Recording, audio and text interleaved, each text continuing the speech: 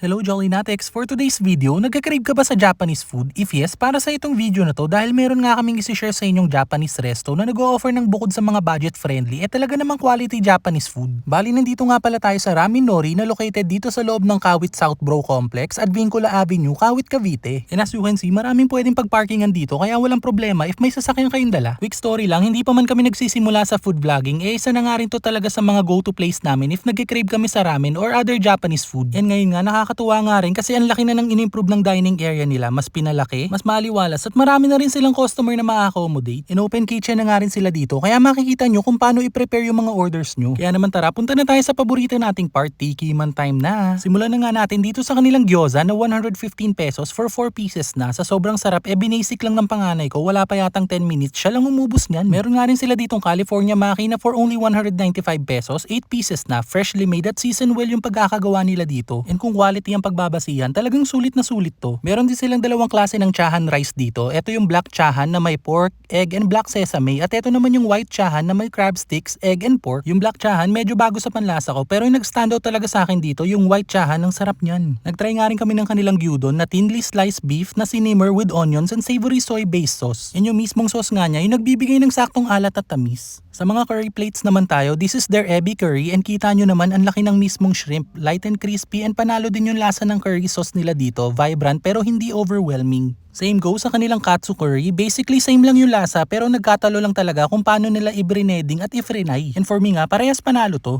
And last but not the least, yung isa sa mga binabalik-balikin namin dito is yung kanilang mga ramen selections. Inisa nga tong Ramen Nori sa patunay na hindi mo kailangang gumastos ng pagkamahal-mahal para makatikim ng masarap na ramen. Meron sila ditong shiro ramen na pwede sa bata, kuro ramen na merong black garlic flavor, and syempre spicy version na aka ramen. And lahat nga yan, 210 pesos lang pero ang sarap at quality talagang panapat sa mga ramen sa mall. And yung isa pang bago kong natikman dito is their King Spicy Ramen. Lahat ng ingredients nandito na, kinaibahan lang mas pinalevel up yung spiciness. Nung una kabado pa ako pero nung natikman ko na, tolerable naman yung anghang. In fact, nadagdagan pa nga yung overall flavor nito. And if into spicy ramen ka, confident ako na magugustuhan mo to. And for me, must try to. Ika nga to taste is to believe.